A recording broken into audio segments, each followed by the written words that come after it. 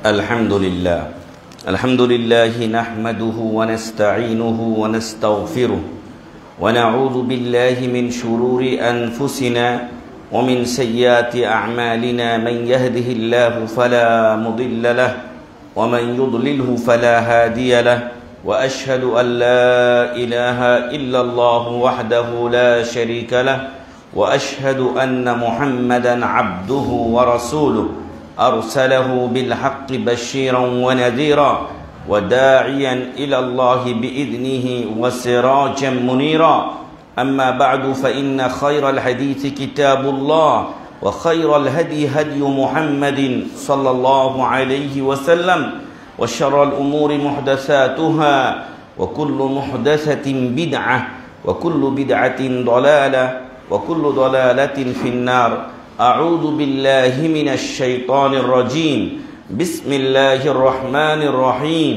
قال تعالى في القرآن الحكيم وما خلقت الجن والإنس إلا ليعبدون وقال تعالى ولقد بعثنا في كل أمة رسولا أن اعبدوا الله واجتنبوا الطاغوت وقال عليه الصلاة والسلام ثلاث من كن فيه وجد بهن حلاوة الإيمان أن يكون الله ورسوله أحب إليه مما سواهما وأن يحب المرء لا يحبه إلا لله وأن يكره أن يعود في الكفر بعد إذ أنقذه الله منه كما يكره أن يقذف في النار الحديث যাবতীয় প্রশংসা গুণগান চিত্তসানা একমাত্র সেই মহামহিয়ান মহান রব্বুল ইজ্জাতের জন্য, যার অশেষ মেহেরবানিতে আজ জুমার দিনে আমরা হাজীবাড়ি মোহাম্মদী জামি মসজিদে জুমার সালাত আদায়ের জন্য সমবেত হতে পেরেছি। এজন্য মহান রব্বুল আলামিনের শুকরিয়া আদা করছি, আলহামদুলিল্লাহ।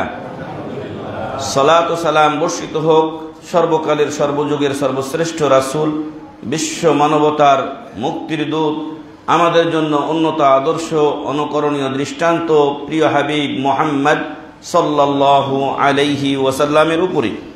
অতঃপর সম্মানিত উপস্থিতি, গত মাসে আমি যখন খুতবা দিয়েছিলাম আমাদের বিষয় ছিল ইবাদতের গুরুত্ব। ইবাদতের গুরুত্ব সম্পর্কে আমরা আলোচনা করেছিলাম এবং তার কিছু আলোচনা অবশিষ্ট রয়েছিল, সেটা পরবর্তী খুতবায় আলোচনার জন্য আমরা ওয়াদা করেছিলাম। আজকে আমরা এই ইবাদতের বাকি অংশ নিয়ে আলোচনা করার চেষ্টা করব ইনশাআল্লাহ। ওয়ামা তৌফিকি ইল্লা বিল্লাহ। আমরা একটু স্মরণ করিয়ে দিতে চাই, ওই দিন আমরা বলেছিলাম, তবে স্মরণ করিয়ে দিতে চাই যে ইবাদত কাকে বলা হয়। আমরা ইবাদত শব্দটা আমাদের কাছে খুবই পরিচিত একটা শব্দ, কিন্তু এর আবিধানিক এর যে পারিভাষিক যে সংজ্ঞা, এটা আমাদের জানা দরকার। তো এক্ষেত্রে অনেকেই অনেক সংজ্ঞা দিয়েছেন।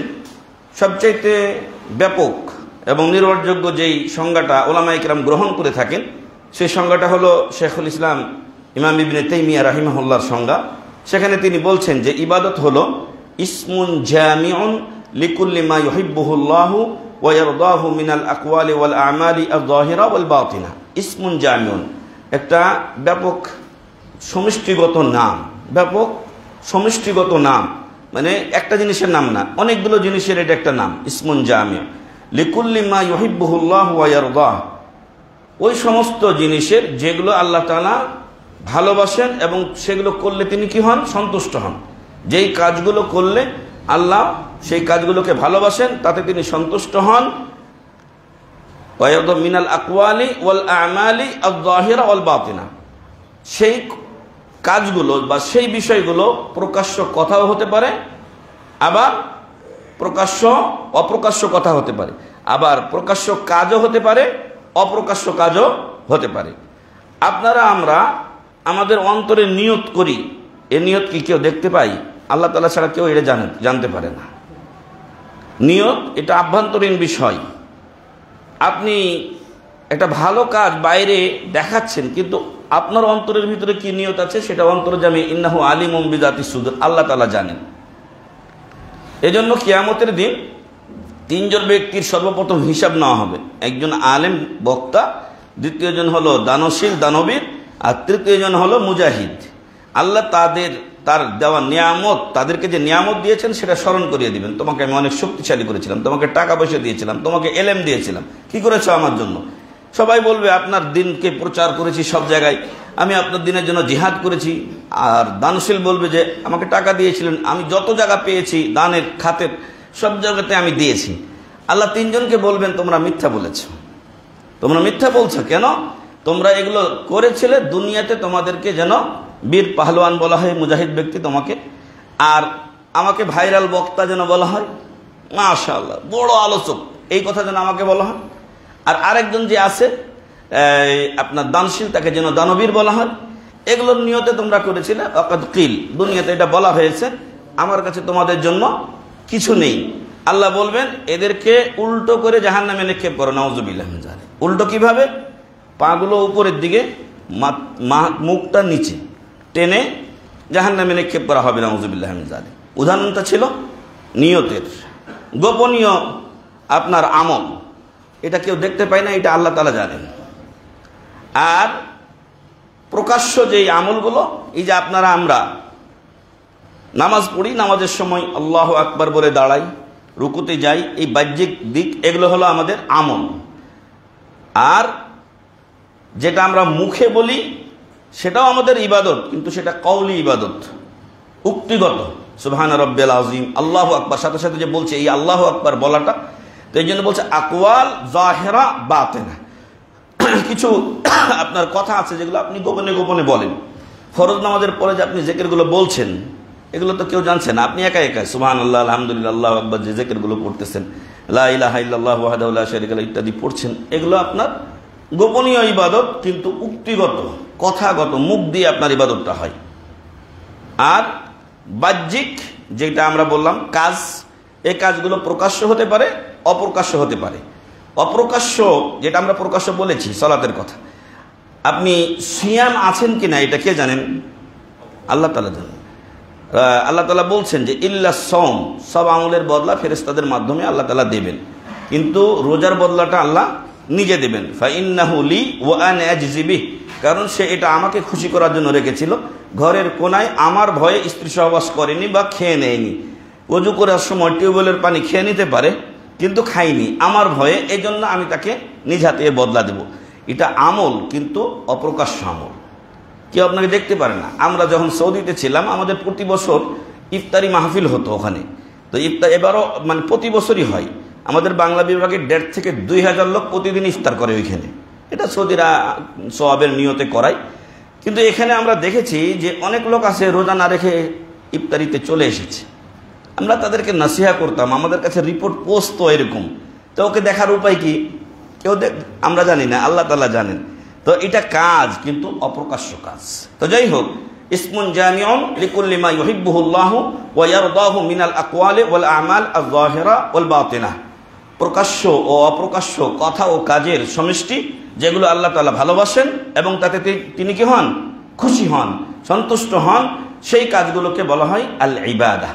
অতএব ইবাদত, আমরা অনেক সময় মনে করি যে নামাজ পড়া, রোজা রাখা, এই ধর্মীয় কাজগুলো এবং এই দাড়ি টুপি ইত্যাদি, এই কেন্দ্রিক আমরা কিছুটা সীমাবদ্ধ করে দিই। এটা এই কেন্দ্রিক সীমাবদ্ধ নয় একেবারে। ওই রান্নাঘর থেকে নিয়ে এমনকি টয়লেট থেকে শুরু করে নিয়ে আপনি একেবারে রাষ্ট্র পর্যন্ত পৌঁছবেন, আপনার সবগুলো ইবাদত, আপনার সবগুলো ইবাদত। আমরা হয়তো বলেছিলাম কিনা যে এমনকি আপনার স্ত্রীর মুখে যে লোকমা আপনি তুলে দেন, এটাও আপনার জন্য নেকির কাজ। আপনার পরিবারের জন্য যে খরচগুলো করেন, সেটাও আপনার জন্য সাদকা হবে, তবে আপনাকে নিয়ত রাখতে হবে। তো আল্লাহ তাআলা যেন আমাদেরকে এই ব্যাপক অর্থে ইবাদতটাকে গ্রহণ করা আর সেইভাবে ইবাদত করার তৌফিক দান করেন, আল্লাহুম্মা আমিন।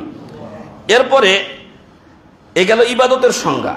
এখন ইবাদতগুলো যদি আল্লাহর কাছে গ্রহণীয় হতে হয়, তাহলে কিছু শর্ত রয়েছে।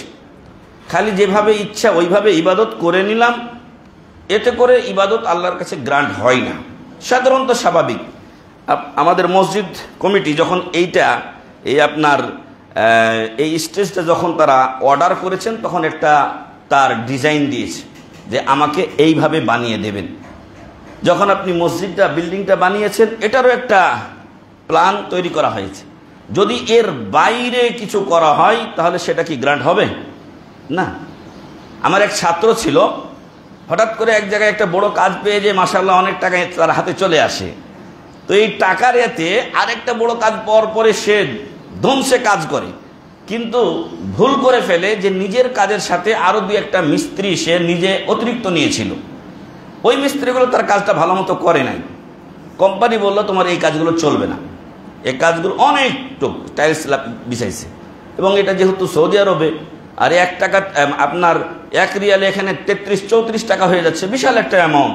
তখন ও হিসাবে দেখলো যে এতটা যদি উঠিয়ে আমি আবার লাগাই আমার অনেক টাকা খরচ হয়ে যায়। তো এই চিন্তাতেই সে 2-1 দিন ছিল, তাকে 1বার বা 2বার কোম্পানি বলেছে, 3য় দিন তার কাজটা ক্যান্সেল করে দিয়েছে। তো ঠিক ওই রকম আপনারা আমরা যে ইবাদতগুলো করি, যতই ইবাদত করি না কেন, এটার যদি ক্যাটাগরি মেনটেন না হয় তাহলে এটা আল্লাহর কাছে গ্রহণীয় হবে না। আর এই ক্যাটাগরির জন্য আল্লাহর নবী মুহাম্মদ সাল্লাল্লাহু আলাইহি ওয়াসাল্লামকে পাঠানো হয়েছিল যে আপনারা আমরা ইবাদতগুলো কিভাবে করব।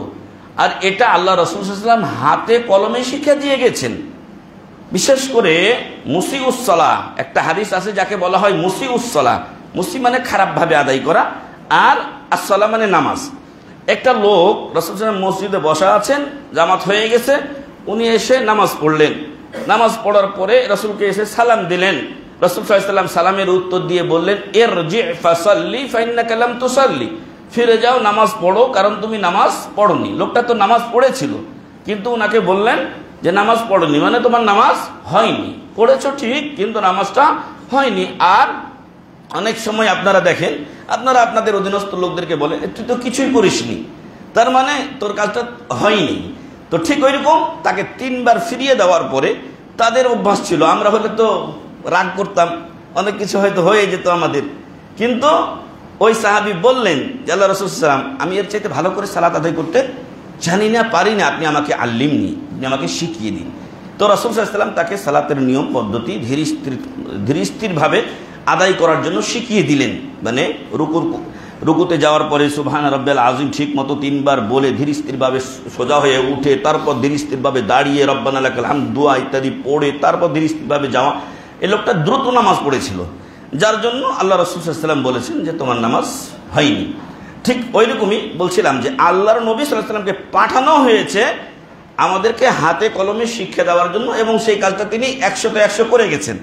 বিদায় হজ্জের সময় আল্লাহ রাসূল সাল্লাল্লাহু আলাইহি ওয়াসাল্লাম লক্ষাধিক সাহাবীকে সামনে নিয়ে বলেছিলেন যে আমি কি আমার উপরে অর্পিত দায়িত্ব পৌঁছিয়ে দিয়েছি? তখন সবাই সমস্বরে বলেছিলেন যে বালা কাদ বাল্লাগত, হ্যাঁ অবশ্যই আপনি পৌঁছিয়ে দিয়েছেন। তখন আল্লাহ রাসূল সাল্লাল্লাহু আলাইহি ওয়াসাল্লাম তার শাহাদাত আঙ্গুলি একবার আল্লাহর দিকে, আকাশের দিকে ইঙ্গিত করলেন এবং বললেন আল্লাহুম্মা ফাশহাদ, আল্লাহুম্মা ফাশহাদ, আল্লাহ তুমি সাক্ষী থেকো, আল্লাহ তুমি সাক্ষী থেকো, তুমি সাক্ষী থেকো যে আমি আমার ওপর অর্পিত দায়িত্ব পালন করেছি, আলহামদুলিল্লাহ।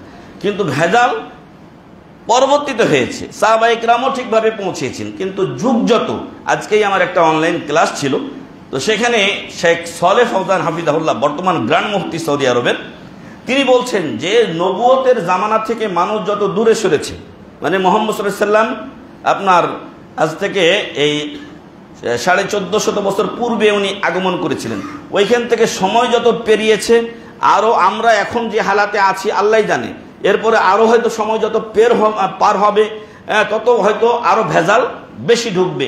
তো এই জন্য উনি বলছেন যে নবুয়তের জামানা থেকে মানুষ যত পিছনে এসেছে তত ইসলামের মধ্যে বিদআত এবং শিরিক ও ভুল ত্রুটি বেশি ঢুকেছে। তো এই জন্য এখন আমাদের ইবাদতগুলো যেগুলো আমরা করব, অবশ্যই সেই ইবাদতটা নবী সাল্লাল্লাহু আলাইহি ওয়াসাল্লামের মতো হতে হবে, কারণ তাকেই আমাদের কাছে মুআল্লিম, শিক্ষক হিসেবে পাঠানো হয়েছিল, এবং তিনি বলে গেছেন সল্লু কামা রাআইতুমুনি উসাল্লি, তোমরা সেইভাবে নামাজ পড়ো যেভাবে আমাকে নামাজ পড়তে দেখো। আমরা তাকে দেখিনি, কিন্তু তার সাহাবায়ে কেরাম তাকে দেখেছেন, তারা এগুলো হাদিসে বর্ণনা করেছেন। বংশ পরস্পর এটা তাবে থেকে আমাদের কাছে নির্ভুলভাবে আলহামদুলিল্লাহ এটা পৌঁছে গেছে।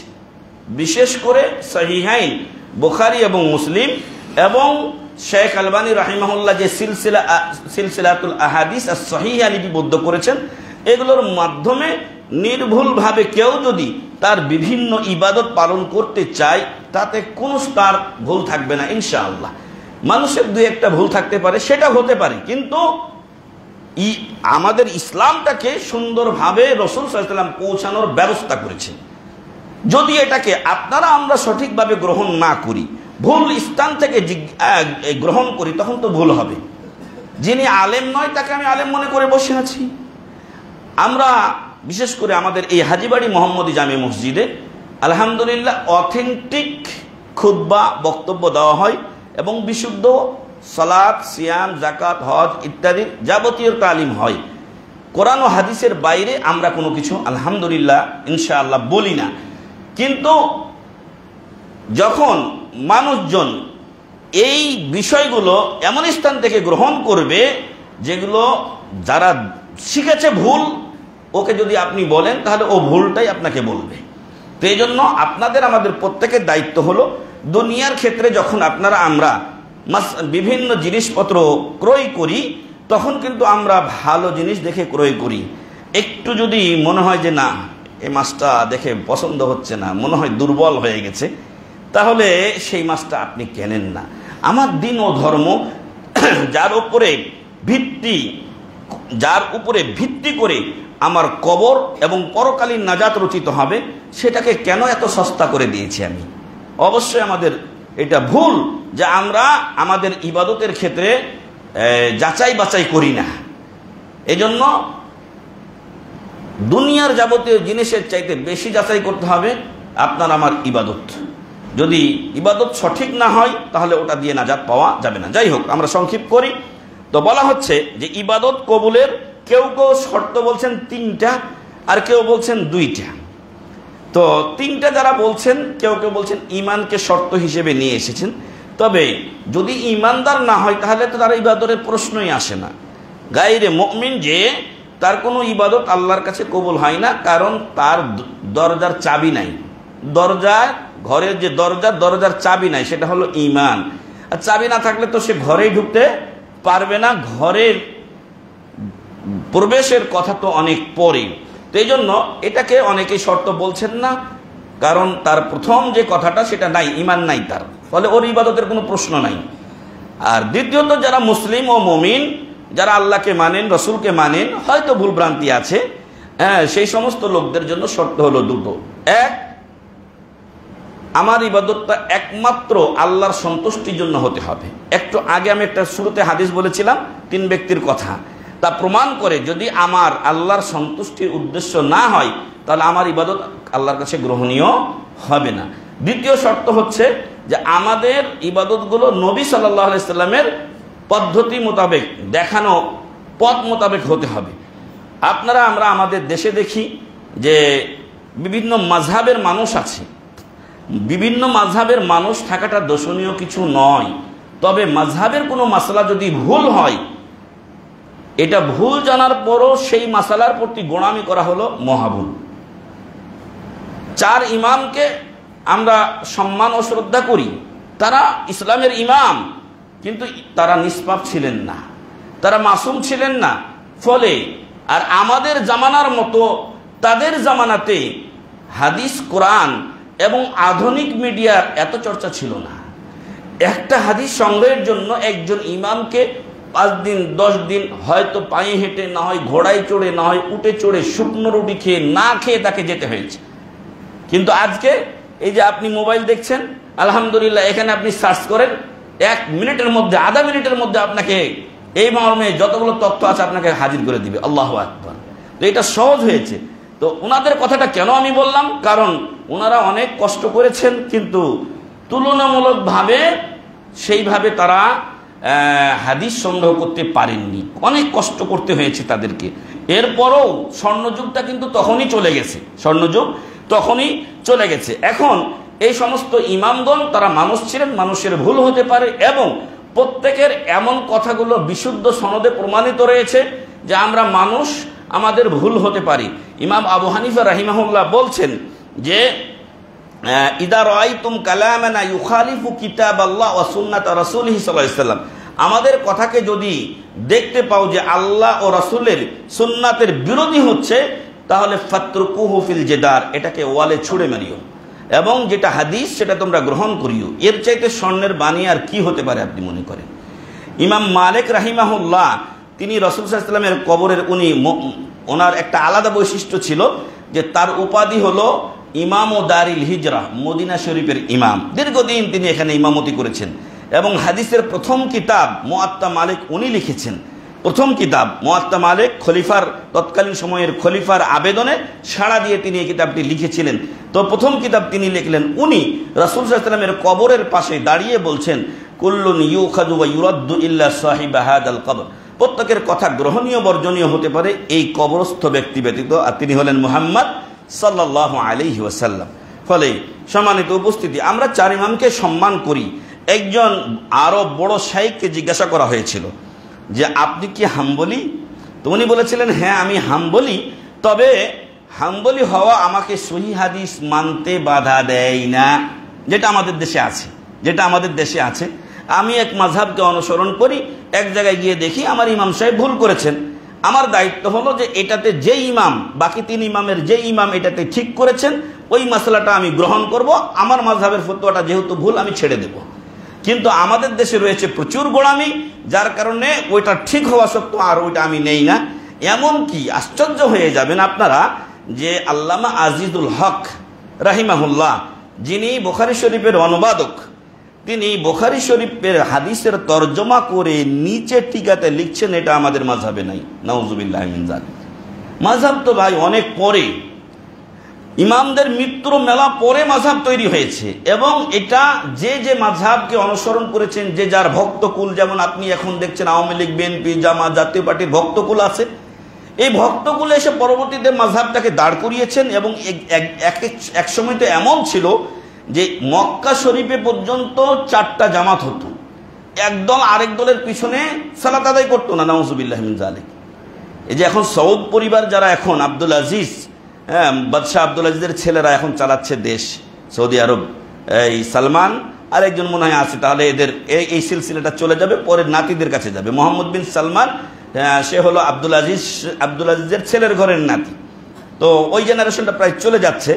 তো এরা যখন এসে দেখলো যে এইভাবে 4টা জামাত হচ্ছে মক্কার চারদিকে, এবং যখন হানাফিরা নামাজ পড়ে তখন বাকি 3 জামাত পড়ে না, যখন এদের জামাত শেষ হয় তখন এরা পড়ে, এদের শেষ হলে এরা পড়ে, তখন এইগুলো দেখার পর আস্তে আস্তে আস্তে তারা হিকমতের সাথে এই জামাতগুলোকে এক করতে সমর্থ হয়েছে, আলহামদুলিল্লাহ।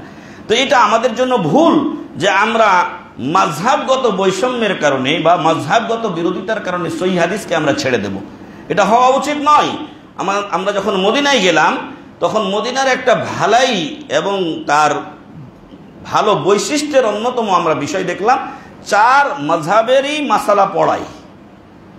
ইমাম আবু হানিফা রাহিমাহুল্লাহ এটা বলেছেন, শাফি এটা বলেছেন, মালিক এটা বলেছেন, আহমদ বিন হাম্বল এটা বলেছেন, তার দলিল এটা, এর দলিল এটা, এর কথাটা এই দৃষ্টিকোণ থেকে বলেছেন। এই 4টাকে অবজারভেশন করে মডিফাই করে কাটটা ঠিক এখানে লিখছেন, এবং এখানে কোনো গোড়ামি নেই। যে কারোটা ঠিক হতে পারে যে কোনো মাসালাতে, দলিলের ভিত্তিতে, গোড়ামির ভিত্তিতে নয়। ফলে এটাই আমাদের নীতি হওয়া উচিত।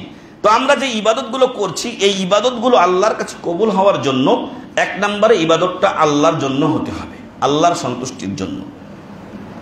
আমাদের সমাজে যেহেতু ইসলাম, অথেন্টিক ইসলামের চর্চাটা কম, লোক আবেগী, মানুষ আবেগী, ধর্ম ভীরু, ধর্মের প্রতি আকৃষ্ট, কিন্তু সঠিক ধর্মটা কি এটা অধিকাংশ মানুষের মাঝে পাওয়া যায় না, যার কারণে দেখা যায় যে যেভাবে পারছে সেভাবে ইবাদত করছে।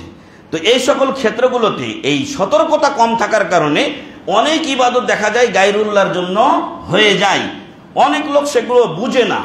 অনেক ভাইয়েরা গিয়ে দেখা গেছে যে তারা এই ভোটের সময় এসে হিন্দুদের বিভিন্ন উপাসনালয়ে তারা দিয়েছে। মুসলিমের আবির্ভাব, আমরা বলছি না যে আপনি গিয়ে মূর্তিটা ভেঙে দেন, কারণ বাংলাদেশ একটা গণতন্ত্রের দেশ, এখানে বিভিন্ন ধর্মের মানুষের সহ অবস্থান আছে। এখানে এতটা আপনাকে মেনে নিতে হবে যে ওরা ওদের ধর্ম পালন করুক, আমরা আমাদেরটা করি। কিন্তু এর অর্থ এই নয় যে আমি গিয়ে পূজা উদ্বোধন করব। আপনি জনপ্রতিনিধি হওয়ার কারণে আপনি যেতে বাধ্য হচ্ছেন, তো ওই দায়িত্বটা আপনার কি দরকার যেখানে আমাকে পূজা মণ্ডপে যেতে হয়? আপনার আদি পিতা ইব্রাহিম আলাইহিস সালাম তিনি কি করেছিলেন? মূর্তি কি করেছিলেন? ভেঙ্গেছিলেন। ওই যে আব্দুর রাজ্জাক হাফিজাহুল্লাহ উনি বলেন যে আমাদের প্রেরণ হয়েছে মূর্তি ভাঙ্গার জন্য। এখন ধর্মীয়গত দিক থেকে আমরা দুর্বলতায় আছি। আমাদের যারা নেতা আছে নামে মুসলিম হলেও কামে মুসলিম নয়। ফলে অন্তত এতটা তো আমাদের হওয়া উচিত, এতটা ইসলামী গায়রাত এবং আমাদের অস্তিত্ব এবং অন্তত ভারত থাকা উচিত যে আমি অমুসলিমের কোনো অনুষ্ঠানে যাব না। আমাদের অনুষ্ঠানগুলোতে কি তারা আসে? আরে আপনারা আশ্চর্য হবেন, আমরা গ্রামের মানুষ, যখন ঈদের মৌসুম হয় অনেক হিন্দু, বেশিরভাগ হিন্দুরা আমাদের বাড়িতে আসে না। কেন? আমাদের বাড়িগুলোতে কুরবানি হিসেবে অনেকেই গরু জবে করেন, যার ফলে দেখা যায় যে ওরা এই কয়েকটা দিন অন্তত আমাদের বাড়ির দিকে তেমন একটা আসে না। অথচ ওরা আমাদের বাড়িতেই কাজবাজ করে, মুসলিমদের বাড়িতেই ওরা অনেকেই কাজবাজ করে। তো ওদের গরিব হওয়া সত্ত্বেও যদি এতটা তাদের ধর্মবোধ থাকে, তাহলে আপনারা আমরা কেন এত নিচে নেমে গিয়েছি? আপনি কি গায়রুল্লাহকে সন্তুষ্ট করে ক্ষমতা লাভ করতে পারবেন? অসম্ভব ব্যাপার। আল্লাহ যদি আপনাকে ক্ষমতা দেন, পৃথিবীর সবাই যদি একদিকে থাকে, তাও আপনি ক্ষমতা পাবেন। আর যদি আল্লাহ না দেন আপনাকে, তাহলে সবাই আপনাকে দিতে চাইলেও আপনি পাবেন না। এটাই হাদিসের কথা। ডক্টর ইউনূস সাহেব আজকে আপনাদের প্রধান উপদেষ্টা, কিন্তু উনি তো প্রধান উপদেষ্টা হতে চাননি। তাকে জোর করে এই পদে বসানো হয়েছে, ছাত্ররা তাকে চেয়েছে। তো ক্ষমতা দেওয়ার মালিক মহান রব্বুল আলামিন, তার কাছে ক্ষমতা চান আর বৈধ উপায় আপনি চেষ্টা করেন। কিন্তু এইটা করা যাবে না যে আপনি গায়রুল্লাহর কাছে চলে যাবেন, নাউজুবিল্লাহ মিন যালিক। বরং আমার তো মনে হয় যে এরা কোরআন মুখস্থ করতে যতটা না চেষ্টা করে, দেখা যাচ্ছে যে বিধর্মীদের ওইখানে গিয়ে তারা ওদের ধর্মগ্রন্থ পাঠ করছে। এজন্য কি মুসলিমের সৃষ্টি হয়েছে? তাই আপনার মিশনটা জানতে হবে। আমি একটা আয়াত পেশ করেছিলাম, আল্লাহ যুগে যুগে অনেক নবী ও রাসূল প্রেরণ করেছেন। কেন? আনি ইবুদুল্লাহ, যাতে তোমরা আল্লাহর ইবাদত করো, ওয়াজতানিবুত তাগুত, এবং তাগুতের পূজা থেকে তোমরা বেঁচে থাকো। আল্লাহকে বাদ দিয়ে তো বাকি সব তাগুত। আরে একটা স্বাভাবিক তো বিবেক থাকা উচিত। কালকে আমি ডাক্তার জাকির নায়েকের একটা আলোচনা শুনছিলাম। তো একজন উনি অনেকগুলো মানে একের পর এক প্রশ্নের উত্তর দিচ্ছেন, কোনো বিরক্তি নেই। তো বলছে যে একটা অবয়ব যদি আমি তৈরি করি তাহলে সমস্যা কোথায়? আমার মাবুদের একটা অবয়ব আমি তৈরি করলাম, সমস্যা কোথায়? তো উনি বলছেন যে আপনি আপনার মূলত আপনার রব আপনাকে তৈরি করবেন, উল্টো এখন কি হয়ে গেল, আপনি আপনার রবকে তৈরি করছেন। আপনি আপনার রবকে তৈরি করছেন। যে মূর্তিটা অবয়বটা তৈরি করছে, কে তৈরি করছে? মানুষ তৈরি করছে তার রবের অবয়ব, তার রবের মূর্তি, নাউজুবিল্লাহ মিন যালিক। তো বলছে উল্টো হয়ে গেল বিষয়টা। আর আপনার রব আপনাকে, উনি হিন্দু ধর্মের বিভিন্ন গ্রন্থ উদ্ধৃতি দিলেন যে তারা এই মূর্তিকে না করেছেন, ছবিকে না করেছেন, আর আপনি তাকেই তৈরি করছেন। তো যাই হোক, যে কথাগুলো আমি বলছিলাম, ইবাদতটা আল্লাহর জন্য হতে হবে। মনে রাখতে হবে, আমার ইবাদতে যদি একটা শিরক থেকে যায়, শিরকে আকবার যেটা, এটা যদি একটা থেকে যায়, তাহলে আমি মৌলভী সাহেব আর মাদানী সাহেব, এটা কি আল্লাহ দেখবেন? না, আমার পিছনের সকল আমলগুলো বরবাদ হয়ে যাবে, নাউজুবিল্লাহ। আল্লাহ কোরআনে বলছেন যে ওয়ালাকাদ উহিয়া ইলাইকা ওয়া ইলাল লাযিনা মিন ক্বাবলিকা লাইন আশরাকতা লা ইয়াহবাতান্না আমালুকা ওয়া লা তাকুনান্না মিনাল খাসিরিন। আপনার কাছে এবং আপনার পূর্বের নবীদের কাছে এই মর্মে ওহী করা হয়েছে, আপনিও যদি শিরক করেন, নবী শিরক করবেন? অসম্ভব ব্যাপার। নবীকে তো শিরক উৎপাদন করার জন্য তাকে পাঠানো হয়েছে, তাওহীদ বাস্তবায়নের জন্য, প্রতিষ্ঠা করার জন্য তাকে পাঠানো হয়েছে। তাকে আল্লাহ তাআলা বলছেন মানে কি, বাকিরা সাবধান হয়ে যাও, লা ইয়াহবাতান্না আমালুক, আপনার সকল আমল ধ্বংস হয়ে যাবে, ওয়ালা তাকুনান্না মিনাল খাসিরিন, আর শুধু তাই না, আপনি ক্ষতিগ্রস্তদের কাতারে চলে যাবেন, নাউজুবিল্লাহ মিন যালিক। তো এই জন্য আপনাদের আমাদের এক নম্বর শর্ত পূরণ করতে হবে, সেটা হলো ইবাদত একমাত্র আল্লাহর জন্য করতে হবে, যেটাকে বলা হচ্ছে ইখলাস। আর ইখলাস হলো আপনার আমার ইবাদত দিয়ে একমাত্র আল্লাহর সন্তুষ্টি অর্জন উদ্দেশ্য করা, দুনিয়ার কোনো কিছু পাওয়া এই উদ্দেশ্য করা যাবে না। দুই নম্বর হচ্ছে, যেটা এতক্ষণ একটু আগে বলছিলাম, যে আমার ইবাদত একমাত্র রসুলের তরিকায় হতে হবে। এখন আমি মুখলিসুর রহমান আরেকজন ভাই তারা বলছেন যে এই পদ্ধতিতে আপনি করেন। আমার পদ্ধতি যদি রসুলের পদ্ধতির সাথে মিলে, আহলান ওয়া সাহলান। আর যদি আমার বলা পদ্ধতি রসুলের সাথে না মেলে, আমি কোন দেশের প্রেসিডেন্ট না কোন দেশের মুফতি আজম, ওটা কোনো বড় বিষয় না। আমারটা পরিত্যাজ্য, আমারটা গ্রহণীয় হবে না। কারণ রসুল এটা বলেন নাই। আল্লাহ রাসূল সাল্লাল্লাহু আলাইহি ওয়াসাল্লামের স্ত্রী আয়েশা রাদিয়াল্লাহু আনহা বলছেন, মান আহদাসা ফি আমরিনা হাযা মা লাইসা মিনহু ফাহুয়া রাদ্দুন, যারা আমাদের দিন ধর্মে এমন কিছু সংযোজন করে যেটা এর মধ্যে অন্তর্ভুক্ত নাই, সেটা বাতিল ও পরিত্যাজ্য। এই মর্মে যে আয়াতটি সবচেয়ে বড় দলিল সেটা হলো সূরাতুল কাহফের শেষ আয়াত। আল্লাহ তাআলা বলছেন, ফামান কানা ইয়ারজু লিকা রাব্বিহ, যে তার রবের সাথে সাক্ষাৎ পেতে চায় কিয়ামতের দিন, এবং এটা মুমিনের সবচেয়ে বড় নিয়ামত জান্নাতে। তো বলছেন যে ফালিয়ামাল আমালান সলিহা, সেজন্য সৎ কাজ করে, ওয়ালা ইউশরিক বিইবাদাতি রাব্বিহি আহাদা, তার রবের ইবাদতে কাউকে যেন সে শরীক না করে। ওটা হলো 1 নম্বর। আর ফালিয়ামাল আমালান সলিহা, এটা হলো 2 নম্বর। আমলে সলেহ, আমল ভালো হবে তখন যখন আমি এই ইবাদতটা কখন কার পদ্ধতিতে করব? রাসূলের পদ্ধতিতে করব। তাহলে আমার ইমাম কি ভুল করছে, আমার ইমাম কি বুঝতো না, এত লোক না, ওটা আপনাকে জিজ্ঞাসা করা হয়নি। আপনার কাছে মাতলুব, আপনার কাছে চাওয়া হয়েছে আপনি নবীর তরিকায় ইবাদত করবেন। কুল ইন কুনতুম তুহিব্বুনাল্লাহ ফাত্তাবিউনি ইউহিব্বুকুমুল্লাহ, বলে দাও যে তোমরা যদি আল্লাহকে ভালোবেসে থাকো তাহলে আমি নবীর অনুসরণ করো, তাহলে আল্লাহ তোমাদেরকে ভালোবাসবেন। ওয়ায়াগফির লাকুম যুনুবাকুম, আর সাথে তোমাদের যদি কিছু গুনাহ হয়ে যায় আল্লাহ মাফ করে দিবেন। আল্লাহু আকবার। তাহলে এই পথেই আমাদেরকে হাঁটতে হবে। তাহলে গেল ইবাদত কবুলের শর্ত হলো মূলত 2টি। এর সাথে আনুষঙ্গিক একটা বিষয় চলে আসে, যা অপর একটি হাদিস দ্বারা প্রমাণিত, যে আপনার রিজিক হালাল হওয়াটা জরুরি। কেন? কারণ রাসূল বলছেন, অনেক লোক আছে দূর দূরান্ত থেকে সফর করে সে মক্কাতে আসে, কাবা ঘরের কাছে এসে যাবতীয় দোয়া কবুলের মাধ্যমগুলো রাসূল সেখানে উল্লেখ করছেন। হ্যাঁ, তার হাত, মাথার চুল ধুলাই ধূসরিত, মাথার চুল উস্কো খুস্কো, পা ধুলাই ধূসরিত, দূর থেকে আসার কারণে হাত 2টা আল্লাহর কাছে উঠালে আল্লাহ হাত 2টা খালি ফেরত দিতে লজ্জাবোধ করেন। এইভাবে সে আল্লাহর কাছে বলছে, ইয়া রব্বি ইয়া রব্বি, আল্লাহ আমাকে ক্ষমা করো, আমাকে মাফ করো ইত্যাদি। কিন্তু সমস্যাটা কোথায়? সমস্যাটা হলো মাতআমুহু হারাম, তার খাবার হারাম, মাশরাবু হারাম, পানি পান করছে যেটা ওই পানিও হারাম, ওয়া মালবাসু হারাম, পোশাক যেটা পড়তে হারাম টাকার কেনা, ওয়া অথবা ছিনতাই করে নিয়ে আসা, কারো জোর জবরদস্তি করে নিয়ে আসা, ওয়া গুজিয়া বিল হারাম, তার মাথা থেকে পা পর্যন্ত তৈরি হয়েছে হারাম দিয়ে। রাসূল সাল্লাল্লাহু আলাইহি ওয়াসাল্লাম বলছেন, ফাআন্না ইউস্তাজাবু লাহ, এই লোকের দোয়া আল্লাহ কি করে কবুল করবেন? তো এই জন্য আপনি 1 টাকা কম খান, 1 সন্ধ্যা কম খান, কিন্তু হালাল পথে থাকার চেষ্টা করুন। আপনি না খেয়ে মরে যাবেন না, কারণ আল্লাহ আপনাকে রিজিক দিয়ে সৃষ্টি করেছেন। এই মর্মে অনেক লম্বা আলোচনা আছে। যখন আমরা মায়ের পেটে 4 মাস বয়সে থাকি, আমাদের রিজিক ট্রান্সফার করা হয়, এটা আগেই দেওয়া হয়েছে। কারণ আল্লাহ বলছেন, ওয়ামা মিন দাব্বাতিন ফিল আরদি ইল্লা আলাল্লাহি রিজকুহা, পৃথিবীতে বিচরণশীল প্রাণী যারাই আছে তার রিজিকের দায়িত্ব কার? মহান রব্বুল আলামিন। পিপিলিকাকে কয়দিন আপনারা খাওয়ার দেন? দেখেন তো, হাজার হাজার লাখ লাখ পিপিলিকা যে দিক দিয়ে আছে, ওই পিপিলিকাগুলোর খাবার কে যোগান দেয়? আরে মাটির নিচে মেলা পোকামাকড় নাই, তাদেরকে কে খাবার যোগান দেয়? ইন্নাহুল্লাহ, নিশ্চয় তিনি হলেন রব্বুল আলামিন। অতএব ওই আল্লাহ আপনাকেও খাবার যোগান দিবেন। শুধু আপনার মাইন্ডসেট আপের এখানে একটা সমস্যা, যে আমি বেশি সুখে থাকতে চাই, এই জন্য এখন বিদেশে পালিয়ে যায়। নিজের মাটিতে, নিজের দেশে যেখানে আল্লাহ তাকে সৃষ্টি করলেন, সেখানে থাকা এত অন্যায় করেছে এই হারাম সম্পদ উপার্জনের জন্য, যে এখন নিজের দেশে থাকতে পারে না। অথচ এই কাজগুলো না করলে তো তাকে দেশ থেকে পালাতে হতো না। আল্লাহ তাআলা আমাদেরকে হক পথে কায়েম রাখুন, আল্লাহুম্মা আমিন। আমরা যে ইবাদতগুলো করি, ইবাদতগুলোর মধ্যে 3টি জিনিস থাকতে হয়। 1, আশা আকাঙ্ক্ষা থাকতে হবে, আল্লাহর রহমত থেকে নিরাশ হওয়া যাবে না। আল্লাহ তাআলা বলছেন, ইয়া আইয়ুহাল্লাযীনা আসরাফু আলা আনফুসিহিম লা তাকনাতু মির রাহমাতিল্লাহ, তোমরা আল্লাহর রহমত থেকে নিরাশ হয়ে যেও না। ইবাদত ইনশাআল্লাহ আল্লাহ কবুল করবেন, এ আশা রাখতে হবে। এর সাথে ভয়ও থাকতে হবে যে আমার ইবাদত আল্লাহর কাছে কবুল হচ্ছে কিনা। আর সাথে সাথে কি থাকতে হবে? ইবাদতের প্রতি মায়া, মহব্বত, ভালোবাসা থাকতে হবে। জোর করে আপনাকে ইবাদতে পাঠানো হলে ওই ইবাদত যদি আপনার মহব্বত না থাকে, আল্লাহর কাছে গৃহীত হবে না।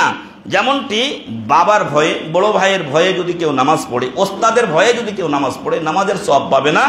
শুধু ওই যে ওস্তাদ জোর করে পাঠাইছে, বাবা মা মারবে, এই ভয়ে নামাজ পড়ছে, তো ভয়টা তার রোধ করা হবে, কিন্তু সওয়াবটা হবে না। এজন্য আপনার আমার সন্তানদেরকে এই শিক্ষাটা দিতে হবে, আল্লাহর ভয়, পরকালের ভয়, জাহান্নামের ভয়, কবরের আযাবের ভয়, এই ভয়গুলো তাদের মধ্যে দিতে হবে।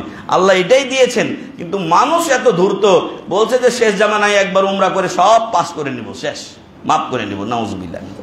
তাহলে ইবাদতের রকম হলো 3টা। কয়টা? 3টা। একটা হলো আশা আকাঙ্ক্ষা, একটা হলো ভয় ভীতি, আর আরেকটা হলো ভালোবাসা, ইবাদতের প্রতি ভালোবাসা আপনার থাকতে হবে। মেলা দলিল রয়েছে। আল্লাহ তাআলা বলছেন, ওয়ালা তুফসিদু ফিল আরদি বাদা ইসলাহিহা, জমিন সংশোধিত হওয়ার পরে এখানে ফিতনা ফাসাদ সৃষ্টি করিও না। ওয়াদউহু খাউফান ওয়া তামআ, আল্লাহকে ডাকো তোমরা ভয়ভীতি এবং আশা নিয়ে, ভয়ভীতি এবং আশা নিয়ে।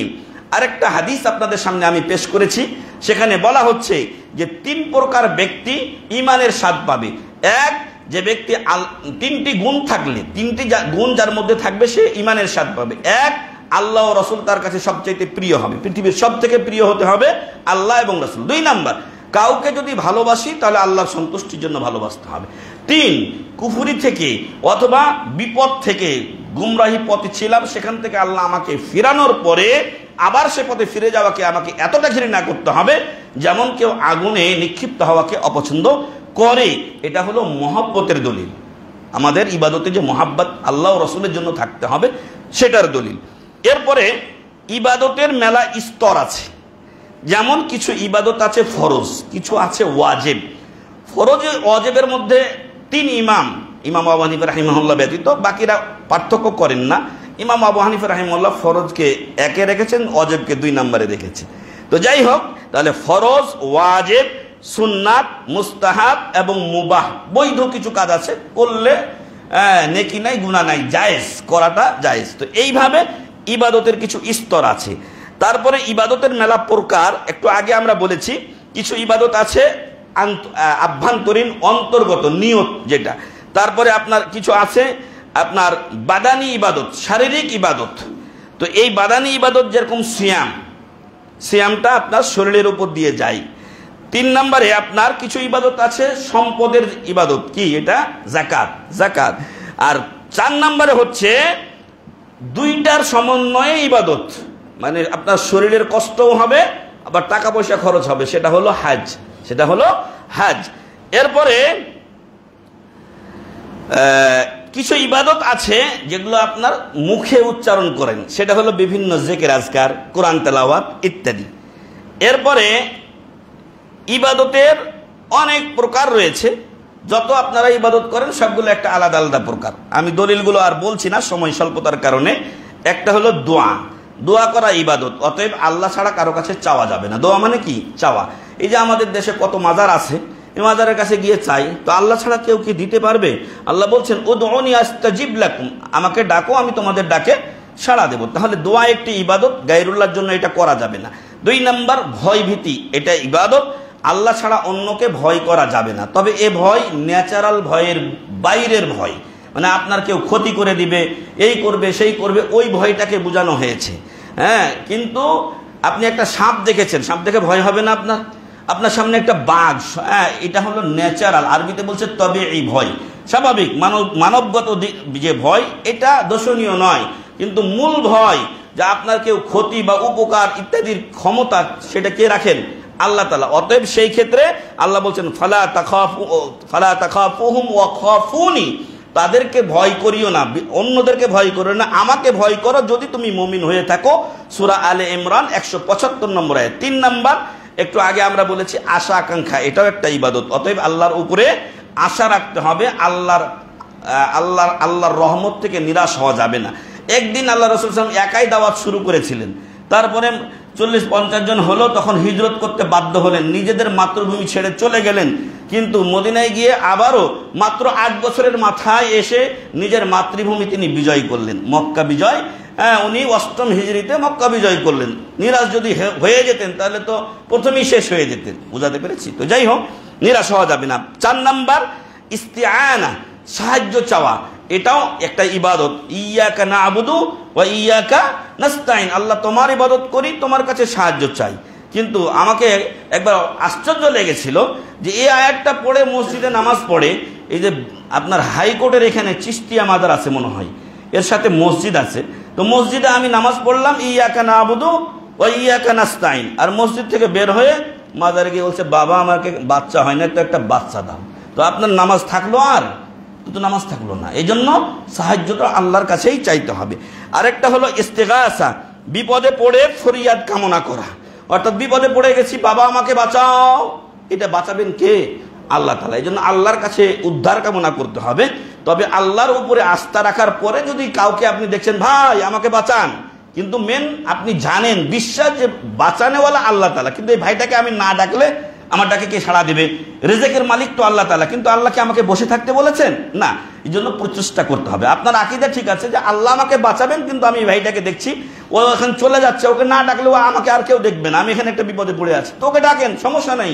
এটা আকীদার বরখেলাফ নয়, কিন্তু উদ্ধারকর্তা মনে করতে হবে কাকে? আল্লাহ তাআলাকে। এটা হলো মাধ্যম, যাকে আমি দেখেছি সে হলো আমার মাধ্যম। 6 নাম্বার সালাত একটা ইবাদত, 7 নাম্বার আপনার সওম বা রোজা একটা ইবাদত, 8 নাম্বার যাকাত আপনার ইবাদত, 9 নাম্বার হজ আপনার ইবাদত, 10 নাম্বার বিররুল ওয়ালিদাইন পিতামাতার সাথে সদ্ব্যবহার করা ইবাদত, মসজিদ মাদ্রাসা বানিয়ে দেওয়া ইবাদত, দ্বীনের খেদমত করা ইবাদত, দ্বীনি ইলম অর্জন করা ইবাদত, এটাকে প্রচার ও প্রসার ঘটানো ইবাদত। অতএব ইবাদত বিভিন্ন ধরনের। আমরা শুরুতে যে সংজ্ঞা বলেছিলাম সেই সংজ্ঞাতে আপনার আমার জীবনের সবকিছু ইবাদতের মধ্যে অন্তর্ভুক্ত। আমি নিজেও মনে করি যে মাঝে মাঝে নিয়ত চলে যায়, মানে নিয়তটা না থাকার কারণে এই যেই সওয়াব পাওয়ার কথা সেটা আল্লাহু আলাম আল্লাহ তাআলা দিচ্ছেন কিনা, কিন্তু মাঝে মাঝে নিয়ত করে নেই যে আল্লাহ নিয়ত থাক আর না থাক সব নেকির নিয়তই করছি, তুমি আমার ফ্যামিলি বা যেইভাবে আমি খরচ করি তুমি তার সওয়াব দিয়ে দিও। তো এটা আমাদের অনুভূতি থাকা উচিত, এবং আসলে সেই ইবাদতের অনুভূতিটা থাকলে সেটা আলাদা একটা বিষয় থাকে। তো যাই হোক, আমাদের আর কয়েকটা কথা আমি দ্বিতীয় খুতবায় বলবো। আল্লাহ তাআলা যেন যে ইবাদতের কথাগুলো বললাম সকল প্রকার ইবাদত, আল্লাহ জানে কাকে কোনটা দিয়ে তিনি নাজাত দেবেন, আল্লাহ যেন সব ইবাদতগুলো কোনোটা না কোনোটা এগুলো করার আমাদেরকে তৌফিক দান করেন, বিশেষ করে ফরজ ইবাদত সবগুলো করার তৌফিক দান করেন।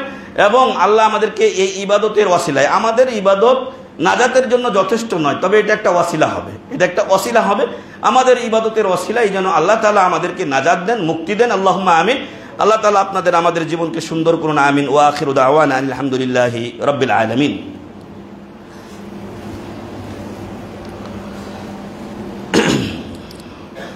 আলহামদুলিল্লাহ ওয়াসসালাতু ওয়াসসালামু আলা রাসূলিল্লাহ ওয়া বা'দ। ইবাদতের অনেক প্রভাব রয়েছে।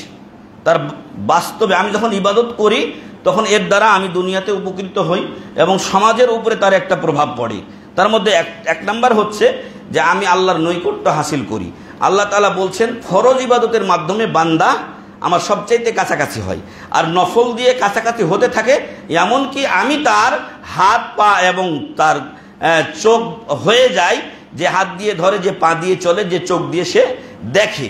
তো এর অর্থ এই যে আল্লাহ তার এই অঙ্গ প্রত্যঙ্গগুলোকে হেফাজত করেন খারাপ কাজ থেকে, হারাম কাজ থেকে, এবং এগুলোকে আল্লাহ ভালো কাজে ব্যবহার করার তৌফিক দান করেন। এই হাদিসটা একটা কঠিন হাদিস। এই হাদিসের মাধ্যমে আমাদের সমাজে কিছু দল আছে যে আল্লাহ মানুষের মধ্যে প্রবেশ করেন, যেটাকে হুলুল ওয়াল ইত্তিহাদ বলা হচ্ছে, যে আল্লাহ মানুষে মিশে যান না। এটা এই আকীদা একদম বাতিল আকীদা। আল্লাহ মানুষে মিশে যান না। আল্লাহ তাআলা বাইনুন আন খালকি, তিনি তার খালক মাখলুক থেকে আলাদা, তিনি আরশে আজিমে আছেন, বান্দার সাথে মিশে যাওয়ার প্রশ্নই উঠে না। মূলত এটার ব্যাখ্যা সালাফ থেকে না নেওয়ার কারণে নিজে যখন ব্যাখ্যা করছে তখন গুমরা হয়ে গেছে। তো এই জন্য আল্লাহ তার এই অঙ্গ প্রত্যঙ্গগুলোকে হেফাজত করেন। তো আল্লাহর নৈকট্য হাসিল করা যায় ফরজ ইবাদতের মাধ্যমে সবচাইতে বেশি, আর নফলের মাধ্যমে সেটা উন্নীত হতে থাকে। এমনকি আল্লাহ তাআলা তাকে খারাপ কাজ থেকে, হারাম কাজ থেকে হেফাজত করেন, ভালো কাজের তৌফিক দেন। 2 নাম্বার, ইন্নাস সালাতা তানহা আনিল ফাহশাই ওয়াল মুনকার। সালাত মানুষকে খারাপ কাজ এবং গর্হিত কাজ থেকে বিরত রাখে, যদি সালাতের মতো আমরা সালাত আদায় করতে পারি। 3 নাম্বার, যাকাতের একটা প্রভাব আছে। 1 নম্বরে আপনার ব্যক্তিগত প্রভাব, প্রত্যেক দিন 2 জন ফেরেশতা দুনিয়াতে আগমন করেন। যখন আপনি দান করেন তখন একজন ফেরেশতা বলে আল্লাহ ওকে আরো বেশি বাড়িয়ে দাও, আর যখন আপনি ধরে রাখেন দান করেন না, তখন ফেরেশতা একজন বলেন যে আল্লাহ ও যদি খরচ করে আর জীবনে যেন ওই জায়গায় রিপ্লেস না হয়। তাহলে কোনটা ভালো?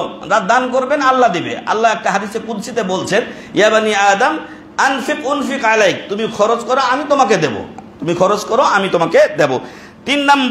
4 নাম্বার, যাকাতের আরেকটা প্রভাব হলো আল্লাহ তাআলা বলছেন খুয মিন আমওয়ালিহিম সাদাকাতান তুতাহহিরুহুম ওয়া তুযাক্কিহিম বিহা, ওদের সম্পদ থেকে তুমি যাকাত নাও, যার দ্বারা তুমি তাদেরকে পবিত্র করবে এবং তাদেরকে পরিচ্ছন্ন করবে। তাহলে আপনার টাকা পয়সা এগুলো পরিচ্ছন্ন হবে, আপনি নিজে পাপ থেকে মুক্ত হবেন। কিসের মাধ্যমে? যাকাতের মাধ্যমে। তারপরে হজের একটা প্রভাব, হজ আর উমরার মধ্যে একটা প্রভাব রয়েছে। রাসূল সাল্লাল্লাহু আলাইহি ওয়াসাল্লাম বলছেন তাবিউ বাইনাল হজ্জ ওয়াল উমরাহ, হজ উমরা যত তাড়াতাড়ি করা সম্ভব, প্রতি বছর যেতে পারলে ভালো, বছরে উমরাতে 2 বা 3 বার যেতে পারো ভালো, না হলে প্রতি বছরে একবার যাওয়ার চেষ্টা করো। 2 বছরে যত তোমার চেষ্টা থাকবে ততই তোমার জন্য ভালো। কেন? ফাইন্নাহুমা ইয়ানফিয়ানিল ফাকরা ওয়াজ যুনুব, এই আপনার হজ আর উমরা বারবার যাওয়াটা এটা আপনার দারিদ্রতা মোচন করে দেয়। সুবহানাল্লাহ। আমরা তো মনে করি টাকা খরচ হয়ে যায়, কিন্তু ইসলাম বলছে যে আপনার দারিদ্রতা মোচন হয়, আপনার গুনাহ মাফ হয়ে যায়। সুবহানাল্লাহ বিহামদি। 6 নাম্বার আসারু সিলাতির রহিম, আত্মীয়তার বন্ধন রক্ষা করা একটা ইবাদত। যদি আপনি আত্মীয়তার বন্ধন রক্ষা করেন আপনার লাভ কি হবে? আপনার আয়ু বৃদ্ধি পাবে, আপনার আয়ুতে বরকত হবে, আর আপনার রিজেকে বরকত হবে। আপনার আয়ু বৃদ্ধি পাবে, আপনার রিজেকে বারাকা হবে। কাজ কি? আত্মীয়তার বন্ধন রক্ষা করতে হবে। আত্মীয়তার বন্ধন রক্ষার অর্থ এই নয় যে আপনি আমার সাথে চলেন বলে আমি চলি, এটা নয়, এটা হলো বদলা দেওয়া। কিন্তু আত্মীয়তার রক্ষা হলো যে কোনো দিন আপনার আত্মীয় কিন্তু খোঁজ নেয় না, নিতে পারে না, জানে না, মোবাইল নাম্বার চেনে না, আছে না এমন? ওদের কাছে আপনি নাম্বার খুঁজে খুঁজে ফোন দিবেন। বোন হতে পারে, ফুপু হতে পারে, খালা হতে পারে, ফোন দিবেন, খালা কেমন আছেন? আপনাকে আল্লাহ তাআলা 10 টাকা দিয়েছেন, আপনি 2 টাকা তাকে দিতে পারেন, সেটা খোঁজ নিয়ে দেন। একদিন দেখবেন এটাই হয়তো আপনাকে নাজাতের দুয়ারে পৌঁছে দিয়েছে ইনশাআল্লাহ। 7 নাম্বার আসারুত তাওহীদ, তাওহীদ একটা বড় ইবাদত, আর এই তাওহীদের রয়েছে অনেক বড় ফজিলত। যে ব্যক্তি তাওহীদের উপরে মৃত্যুবরণ করবে, আল্লাহ তাআলা বলছেন বান্দা তুমি দুনিয়া পরিপূর্ণ গুনাহ করেছো, তারপর আমার সাথে সাক্ষাৎ করেছো, কিন্তু তার মধ্যে কোনো শিরিক নাই, তাওহীদের উপর তুমি মারা গেছো, তাহলে এই দুনিয়া পরিপূর্ণ ক্ষমা নিয়ে আমি তোমার সাথে সাক্ষাৎ করবো। সুবহানাল্লাহ। এজন্য তাওহীদটা ঠিক রাখবেন। এজন্যই আমরা তাওহীদ সুন্নাহর কথা বেশি বলি, কারণ আপনি টাকা পয়সা ইনকাম করেছেন, কিন্তু টাকা পয়সা যদি চোরকে দেখিয়ে রাখেন, অগচ্ছিত রাখেন, তাহলে তো টাকা চুরি হবেই। ওইরকম আপনার ঈমান আছে, কিন্তু ঈমানে যদি ফাঁক ফোকর দিয়ে দেন, শিরিক ঢুকে যায়, কুসংস্কার ঢুকে যায়, বেদাত ঢুকে যায়, তাহলে ওইগুলো আপনার ঈমানকে ধ্বংস করে দেয়, আর আপনি তখন এর জন্য ক্ষতিগ্রস্ত হয়ে যাবেন। তারপরে তামাসুকুল মুজতামা, যখন আমরা এই ইবাদত বন্দিগিগুলো করব মসজিদে, এখন আমরা পরস্পর দেখা হয়, সাক্ষাৎ হয়, 5 ওয়াক্ত নামাজে রাসূল সাল্লাল্লাহু আলাইহি ওয়াসাল্লাম দেখতেন কে আসছে কে আসে নাই। যাকে পেতেন না তার কি হলো, অসুখ হয়েছে নাকি, চলো তো আমরা 1বার 2বার না দেখলেই তার বাসায় গিয়ে খোঁজ নিতেন লোকটা কই। তো এই যে একটা সামাজিক ব্যবস্থা, এটা ইবাদতের মাধ্যমে মেনটেন করা যায়। তারপরে আল ইজ্জাতু ওয়াশ শারাফু ওয়ার রিফআতু ওয়াল উলু, আপনি মর্যাদা, সম্মান এবং উঁচু স্তরে পৌঁছতে পারবেন এই ইবাদতের মাধ্যমে। আল্লাহ বলছেন ওয়ালা তাহিনু, তোমরা হীনমন্য হইও না, ওয়ালা তাহজানু, টেনশন করিও না, চিন্তা করিও না, ওয়া আনতুমুল আলাউন, তোমরাই হলে বিজয়ী, ইন কুনতুম মুমিনিন, যদি তোমরা মুমিন হয়ে থাকো। বর্তমান গ্রান্ড মুফতি বলছেন যে তোমরা কাফেরের টাকা পয়সা দুনিয়াবি চাকচিক্য দেখে হয়তো আশ্চর্য হচ্ছ, আরে কয়দিন ওদেরকে ভোগ করতে দাও, ওরা মরে গেলে জাহান্নামে যাবে, আর তুমি কোথায় যাবে? ইনশাআল্লাহ তুমি যদি ঈমানের উপর কায়েম থাকো তুমি জান্নাতে যাবে, ও অনন্তকালীন জাহান্নামে পড়বে। দুনিয়ার কয়েকদিন কষ্ট করে তুমি পরকালে স্থায়ী জান্নাতে চলে যাবে। অতএব বিচলিত হওয়ার তোমার কিছুই নেই। সম্মানিত উপস্থিতি, আজকে আপনারা দেখেছেন আমাদের অত্র এলাকা এবং পুরো ঢাকা এলাকায় হয়তো প্রচণ্ড গতিতে বা মাত্রায় 5.7 কেউ বলছেন, কেউ 5 বলছেন, 5.5 এই মাত্রায় ভূমিকম্প হয়েছে। তো এই ভূমিকম্প এটা আল্লাহর পক্ষ থেকে একটা সতর্কবাণী। এভাবেই দেখেন যেভাবে হয়েছিল, আমরা ভিতরে ছিলাম বাসার, তো এই বিল্ডিংটা যদি উল্টে দিয়ে দেন আল্লাহ তাআলা, তো তার পক্ষে কোনো কঠিন কিছু ছিল না। তো এভাবেই একদিন আসবে যেদিন কিয়ামত সংগঠিত হবে, সেই দিন ইয়াউমা তুবাদ্দালুল আরদু গায়রাল আরদ, এই পৃথিবী যেটা আছে এই পৃথিবী আর থাকবে না, এটা সমান সব বিল্ডিং টিল্ডিং সব উঁচা নিচে যদি বরাবর হয়ে যায়, বিশাল মরুভূমিতে বিশাল মাঠে পরিণত হয়ে যাবে। ফলে এটা আল্লাহর জন্য অত্যন্ত সহজ একটা বিষয়। ওয়াইদা আরাদাল্লাহু শাইআন আন ইয়াকুলা লাহু কুন ফায়াকুন, আল্লাহ তাআলা কোনো কিছু করতে চাইলে বলেন যে হয়ে যাও, সাথে সাথে সেটা কি হয়ে যায়। তো ফলে এটা কঠিন মনে করা যাবে না। আর এখান থেকে সাবধান ও সতর্ক হতে হবে। আমাদের মধ্যে যে ভুলগুলো আছে, আজকে কথার কথা আল্লাহ না করুন, যদি এরকমই হতো, অনেক জায়গায় কিন্তু ক্ষতি হয়েছে। ঢাকা বিশ্ববিদ্যালয়ের ইয়াতে দেখলাম যে অনেক ছেলেরা, এটা তো জোয়ান মানুষ, লাফ দিয়ে পড়েছে নিচে, অনেকের পাটা ভেঙে গেছে। তো এইটা যদি মুহূর্তের জন্য কোনো ক্ষতি হয়ে যেত, তাহলে যে কারো জীবনের জন্য সমাপ্তি ঘটতে পারত। ইতিপূর্বে ইরানে, ইন্দোনেশিয়ায় বড় মাত্রার ভূমিকম্প হয়েছে, অসংখ্য বাড়িঘর, মানুষজন মারা গেছে, শত শত মানুষ মারা গেছে। তো আলহামদুলিল্লাহ সেখান থেকে আল্লাহ আমাদেরকে একটা ছোট সতর্ক বার্তা দিয়ে হেফাজত করেছেন, যদিও আগের তুলনায় এটা অনেক মাত্রা বেশি ছিল। তো এই জন্য আমাদের সাবধান সতর্ক হয়ে খারাপ কাজ সব ছেড়ে দিতে হবে এবং ভালো কাজের পথে ফিরে আসতে হবে। আর আমার সময় কম, সূরা জিলজাল পড়ুন। ইযা জুলজিলাতিল আরদু জিলজালাহা, জমিনকে প্রচণ্ড বেগে প্রকম্পিত করা হবে। ওয়া আখরাজা ইযা জুলজিলাতিল আরদু জিলজালাহা ওয়া আখরাজাতিল আরদু আসকালা, জমিনের ভিতরে যা আছে কিয়ামতের দিন জমিন সব বের করে দেবে, কোনো কিছুই আর গোপন থাকবে না। ওয়া ক্বালাল ইনসানু মা লাহা, মানুষ বলবে কি হয়েছে জমিনের, এরকম কাঁপাকাঁপি সব কিছু বের করছে কেন? ওয়া ক্বালাল ইনসানু মা লাহা ইয়াওমাইদিন তুহাদ্দিসু আখবারাহা বিআন্না রাব্বাক আওহা লাহা, সে তার সকল সংবাদ বলে দেবে কে তার উপর দিয়ে চলেছে, কে ন্যায় করেছে, কে জুমার খুতবায় আসছে আর কে গান বাজনাতে গেছে, জেনাতে গেছে, তার পা হাত সব কথা বলবে না। আল-ইয়াওমা নাখতিমু আলা আফওয়াহিহিম ওয়া তুকাল্লিমুনা আইদিহিম, তাদের হাত পা এগুলো কথা বলবে আর মুখের মধ্যে কষ্টি বা খতম মোহর মেরে দেওয়া হবে। সেদিন মুখ দেওয়ার কথার দরকার নেই, তোমার হাত, তুমি মিথ্যা কথা বলো, তোমার হাত পাই কথা বলবে কি কি অন্যায় করেছো, নাউজুবিল্লাহ। তো মানুষ বলবে আশ্চর্য হয়ে, জমিনের কি হয়েছে? জমিন তো আল্লাহ তাকে আদেশ করেছেন। আপনারা আমরা 2000 কোটি বার বললেও আর কিছু হবে না, জমিন তার রবের কথা একবারেই শুনবে। সম্মানিত উপস্থিতি, তাহলে এই জিলজাল সম্পর্কে সাবধান সতর্কবাণী হলো যে আমাদেরকে ইস্তেদাদ লিল মউত, মৃত্যুর জন্য সদা সর্বদা প্রস্তুত থাকতে হবে। ঋণ ঠিন এগুলো যদি থাকে পরিশোধ করে দিতে হবে, থাকলেও যেন লিখিত থাকে, আমার আত্মীয় স্বজন তারা যেন পরিশোধ করে দিতে পারেন। আল্লাহ না করুন একসাথে যদি সবটি মরে যায় তখন ঋণ কি হবে? তো এই জন্য ঋণ থেকে বেঁচে থাকার চেষ্টা করতে হবে। আল্লাহ আমাদেরকে তৌফিক দান করুন। আল্লাহ। শেষ কথা একটা যেটা, সেটা হলো যে আমাদের ইহইয়াউস সুন্নাহ ফাউন্ডেশনের এই ৪র্থ বার্ষিক কনফারেন্স নির্নিটেক ময়নাটেক নির্নিটেকে অনুষ্ঠিত হওয়ার কথা ছিল আগামী ডিসেম্বরের 11 এবং 12 তারিখে। তো এই অনুষ্ঠানটা ওই এলাকায় রাস্তা কাটাকাটির কারণে এবার ওইখানে স্থগিত করে আমাদের এইখানে যে খতমে বুখারীর দার্স হয় তার সাথে অনুষ্ঠিত হওয়ার একটা চিন্তা ভাবনা কর্তৃপক্ষ করছেন।